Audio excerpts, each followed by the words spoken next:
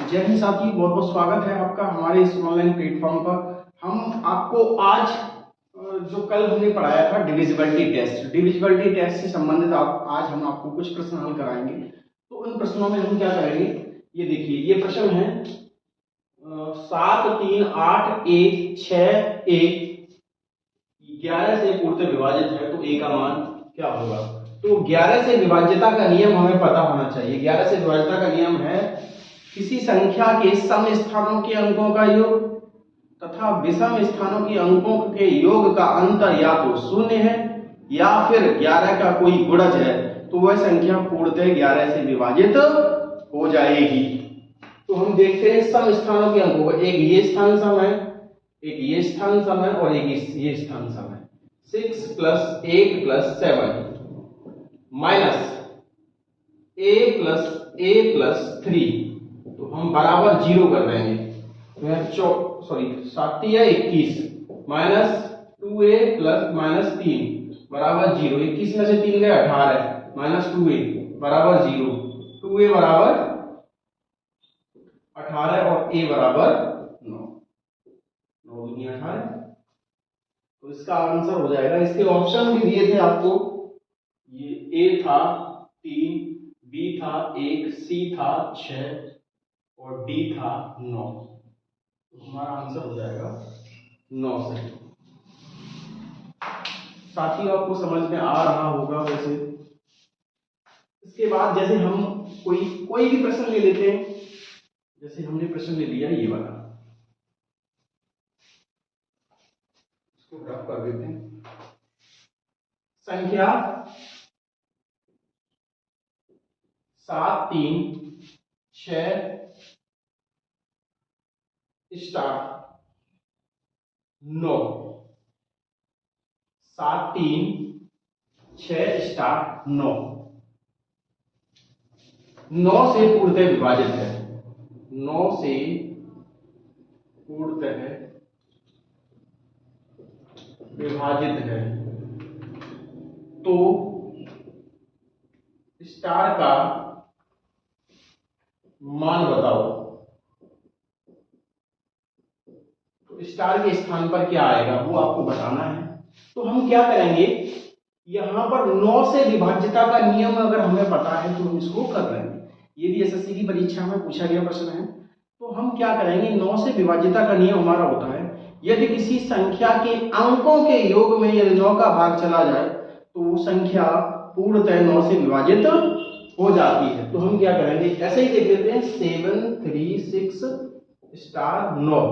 देखो 7 और 3 10, 10 और 6 16, और 16 और 9 कितने हो जाते हैं 25। 25 में कौन सी संख्या जोड़ दें कि पूरी 9 से विभाजित हो जाए। तो 25 में अगर 2 जोड़ दिया जाए तो 27 आ जाएगा, जो कि 9 से पूरी तक विभाजित है। तो स्टार के स्थान पर कितना आ जाएगा 2। ठीक है। तो इसी प्रकार और भी प्रश्न हैं जो पूछे गए हैं आपके परीक्षा में, ये भी पूछा गया परीक्षा में। और जैसे एक और प्रश्न पूछा गया है, इसको मैं हटा देता हूं।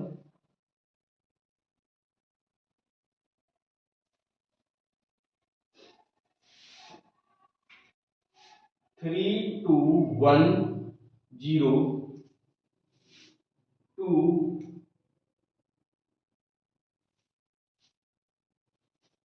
स्टार 3।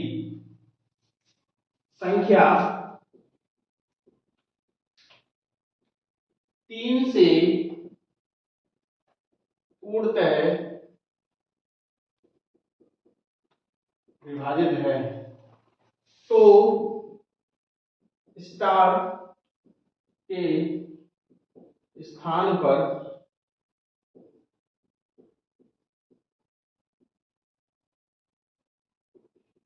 कौन सी संख्या आएगी।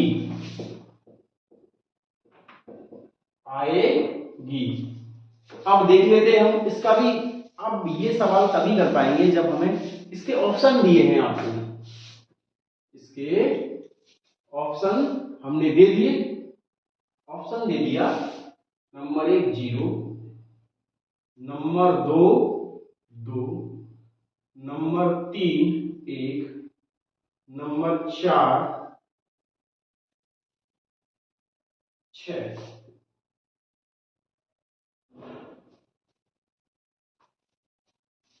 तो अब हम इसको किस तरह से निकालेंगे? तो हमें जब तक परीक्षण नहीं याद होगा, डिविजिबिलिटी टेस्ट 3 का नहीं याद होगा, हम सवाल को नहीं कर पाएंगे। हमें 3 का डिविजिबिलिटी टेस्ट याद है तो हम सवाल को, ये भी परीक्षा में वनडे एग्जाम में पूछेंगे कुछ प्रश्न।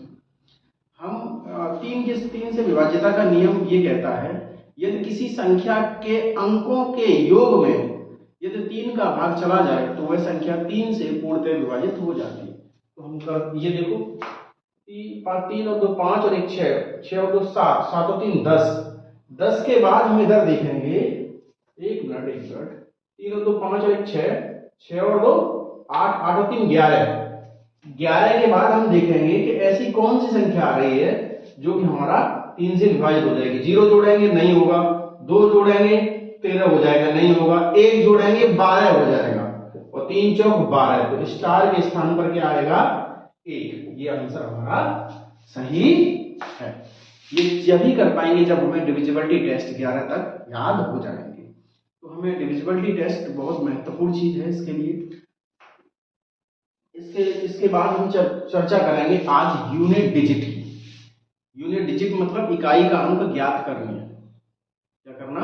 इकाई का अंक ज्ञात करना। चलिए करते हैं चर्चा यूनिट डिजिट की।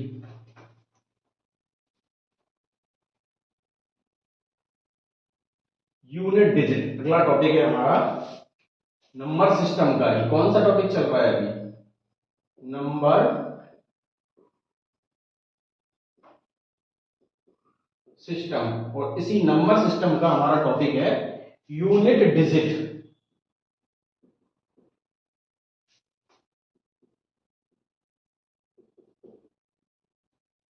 इकाई का अंक ज्ञात करना। ठीक है, इकाई का अंक ज्ञात करना। इसके लिए आप याद रखिए सबसे पहले 1650। अगर किसी संख्या के अंत में ये अंक आते हैं, या 1 आ जाए, 6 आ जाए, 5 आ जाए, 0 आ जाए, तो ये कोड है 1650। याद रखना, ये नोकिया का पहले मोबाइल आता था 1650, तो वो मोबाइल का मॉडल याद रखिए 1650। तो इसकी घात कुछ भी हो तो हमारा यूनिट डिजिट जो है वही रहता है, सेम रहता है। क्या रहता है?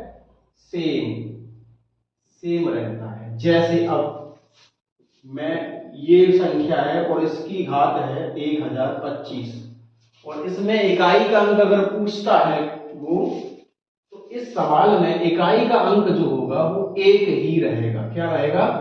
1 ही रहेगा। कोई और सवाल है और इसकी घात है 10,356, और इसमें इकाई का अंक पूछता है तो इसका इकाई का अंक 6 ही रहेगा। और एक सवाल है हमारा ये, और इसकी घात है 1035, और इसमें अगर इकाई का अंक पूछेगा तो इकाई का अंक हमारा 5 ही रहेगा। और अगला सवाल है हमारा ये, और इसकी घात है, कितनी भी घात हो इससे कोई लेना देना नहीं, कितनी भी बड़ी घात हो उससे कोई हमारा लेना देना नहीं है, लेकिन हमारा इकाई का अंक वही संख्या होगी। कब? जब हमारा इकाई के स्थान पर 1 हो, जब हमारा इकाई के स्थान पर 6 हो, जब हमारा इकाई के स्थान पर 5 हो, जब हमारा इकाई के स्थान पर 0 हो। तो यहां कुछ भी सोचने की जरूरत नहीं है। तुरंत अगर ये संख्याएं आपको इकाई के स्थान पर मिल जाती हैं तो आप तुरंत आंख बंद करके इन्हीं को टिक कर दीजिए, यही आपका उत्तर होगा। अब इसके बाद, ये तो हो गई इसकी 1650 की बात। इसके बाद जो अंक बचते हैं उन पे बात करते हैं। इसके बाद हमारे कौन कौन से अंक बचे? इसके बाद एक अंक बचा हमारा 4, और 9, इस 4 की घात अगर सम है, क्या है, समघात है, घात कैसी है, सम, तो इकाई का अंक होगा 6 और घात 4 की है विषम। 4 की घात अगर विषम है, कैसी घात है, घात है अगर विषम, तो इकाई का अंक होगा हमारा 4। याद रखिए, बहुत महत्वपूर्ण है, क्योंकि 4 की घात अगर सम है तो इकाई का अंक 6 और 4 की घात अगर विषम है तो इकाई का अंक 4। कैसे, देखिए, 4 की घात अगर है 125 तो आंख बंद कर दीजिए, 4 ही होगा। 4 की घात है 64 तो आंख बंद कर दीजिए, इकाई का अंक क्या होगा, 6 होगा। ठीक है, क्लियर, समझ में आ रहा है, नहीं आ रहा। अब ये बात हो गई 4 की। देखो हमने दिमाग कैसे लगाया, हमने लगाया 4 की घात 1 तो 4 एकम 4 4 हो गया, 4 की घात 2 4 गुणा 4 4 2 4 4 16, 4 की घात 3 4 गुणा 4 गुणा 4 4 4 16 4 64, इकाई के अंक देखिए, 4 की घात 3 4 4 16 4 गुणा, सॉरी 4 की घात 4 4 गुणा 4 गुणा 4 गुणा 4 4 4 16 16 चौका 64 और 64 चौका 256। यहाँ देखिए इकाई का अंक अल्टरनेट चल रहा है, 4 6 4 6। इसका मतलब देखिए, घात देखिए, विषम विषम, सम सम। जब हमारी घात सम है तो इकाई का अंक कितना है, 6, और जब हमारी घात विषम है तो इकाई का अंक कितना है, 4। बस यहीं से हम कॉन्सेप्ट लेके आए, भूलोगे नहीं। ये चीजें हमने प्रैक्टिकली आपको समझा दी तो आप भूलोगे नहीं इन चीजों को। आगे बात करते हैं 9 की, किसकी, 9 की। अब 9 में भी कॉन्सेप्ट लगता है आपका, 9 में अगर घात आपकी सम है, कौन सी घात है, घात है सम, तो इकाई का अंक हो जाएगा 1, और घात है विषम तो इकाई का अंक हो जाएगा 9। बहुत ही महत्वपूर्ण बात। ठीक, जैसे हम देख लेते हैं, कोई भी प्रश्न, कोई भी संख्या है, मतलब सीधी सीधी बात है, इकाई के स्थान पर 9 होना चाहिए और घात कुछ भी हो, घात आ गई सम, लास्ट वाला में देखो सम घात है तो इकाई का अंक क्या हो जाएगा, 1। और संख्या कितनी भी हो, संख्या से कोई ले मतलब नहीं, केवल यूनिट डिजिट की बात करेंगे, इकाई का अंक क्या होगा, घात विषम आ गई तो इकाई का अंक हो जाएगा 9। ठीक, क्लियर, विदाउट विदाउट सारा क्लियर, बिल्कुल समझ में आ रहा, मुझे लगता है आपको समझ में आ गया होगा। ठीक है, अब इसके बाद देखिए 4 और 9 की बात हो गई, अब जो अंक बचे उनकी बात करेंगे। यहां हम इसको रफ कर देते हैं और इन अंकों को साइड में रखते हैं।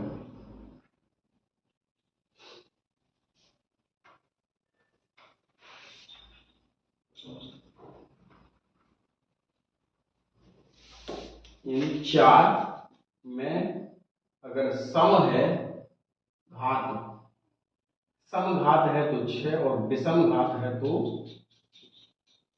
4, और 9 में सम घात है तो 1 और विषम घात है तो 9। अब आपके अंक बचे 2 3 2 3 4 हो गया, 5 हो गया, 6 हो गया, 7 हो गया, 7 नहीं हुआ, 8 और 9 8 नहीं हुआ। ये 4 अंक बचे आपके। अब इन 4 अंकों के लिए हम क्या करेंगे, इनके लिए रूल बताएंगे आप। देखो 2 की घात 1 लगाएंगे, 2 की घात 1 2, 2 की घात 2 4, 2 की घात 3 8, 2 की घात 4 16, 2 की घात 5 32 हो जाएगा।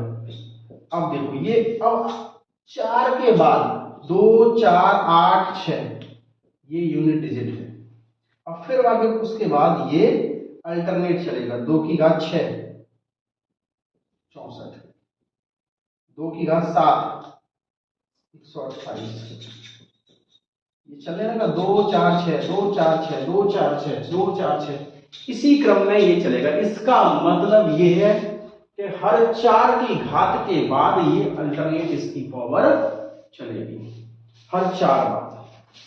इसी प्रकार 3 का 3 की घात 1 3, 3 की घात 2 9, 3 की घात 3 27 और 3 की घात 4 81, 3 की घात 5, फिर ये अल्टरनेट चलने लगेगा 243। फिर इसी प्रकार 3 3 9 27 3 9 7 1, इस तरह से ये यूनिट डिजिट, केवल हमें मतलब यूनिट डिजिट से है और किसी से नहीं। इसी प्रकार 7 की घात 1 होगी तो 7 हो जाएगा, 7 की घात अगर 2 होगी तो 49 यानी यूनिट डिजिट 9 हो गया। 7 की घात 3 होगी तो यूनिट डिजिट 3 हो जाएगा। 7 की घात 4 होगी तो यूनिट डिजिट 1 हो जाएगा। इसी प्रकार 8 की घात 1 होगी तो 8, 8 की घात 2 होगी 64 4, 8 की घात 3 होगी 2, 8 की घात 4 होगी 6 और फिर उसके बाद 8 4 6 8 4 6, केवल यूनिट डिजिट की ही बात करेंगे। अब इसका मतलब एक चीज समझ में आई, हर 4 की घात के बाद यूनिट डिजिट अल्टरनेट चलने लगता है, हर 4 के बाद। वही जैसे 2 का 2 4 8 6 2 4 8 6 2 4 8 6, इसका मतलब अब 23 78, ये जो संख्या बची आपकी कौन सी बची 23 78, ये जो डिजिट बचे, ये जो अंक बचे, इन अंकों की घात में 4 का भाग देंगे और 4 का भाग देने पर जो संख्या बचेगी उस संख्या को हम इन पर घात लगा देंगे और तो हमारा यूनिट डिजिट निकल आएगा। जैसे हम बात करते हैं 2, जैसे ये है 1332 और इसकी घात है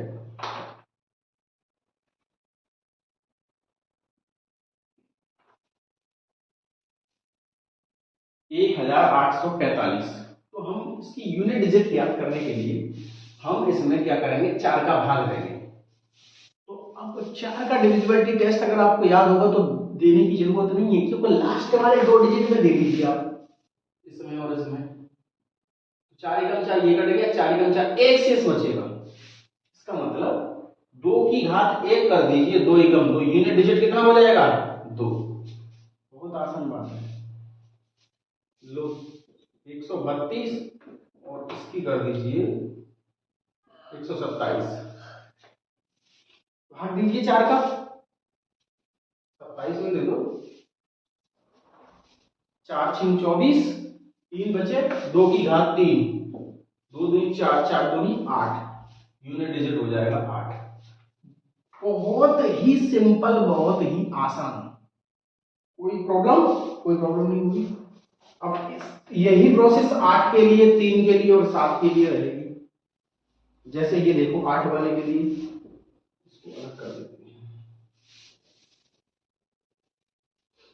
8 वाले के लिए जैसे संख्या कुछ भी हो, कोई लेना देना नहीं है और इसकी घात केवल और केवल हम आपको डिवाइड करना है 4 से पावर में, और 4 से जैसे ही डिवाइड करेंगे तो शेष बचेगा 2, 8 की घात 2, तो 8 की घात 2, इसका मतलब यूनिट डिजिट 4। बहुत आसान, कोई भी प्रॉब्लम नहीं है, नो प्रॉब्लम, बिल्कुल आसान है। इसी प्रकार 7 का ले लीजिए एक सवाल,